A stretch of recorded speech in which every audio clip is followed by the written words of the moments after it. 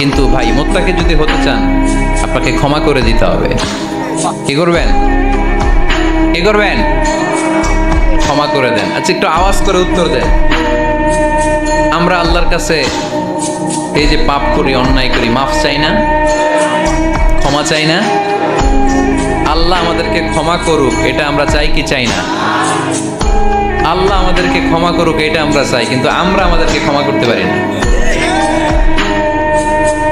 যদি আল্লাহর কাছে ক্ষমা পেতে চান তাহলে আগে নিজেরা নিজেদেরকে ক্ষমা করে দেন। আল্লাহ ভুল করছি, আল্লাহ মাফ করে দাও, ক্ষমা করো। আমি ক্ষমা চাইতেছি কিন্তু আমি ক্ষমা করি না আরেকজনকে। তুমি ক্ষমা করো না, তুমি ক্ষমা চাও কোন সাহসে? মা যাদাল্লাহু আবদান বিআফবিন ইল্লা ইজ্জান। আল্লাহর হাবিব ফরমান, কোন বান্দা যদি অন্য বান্দারে ক্ষমা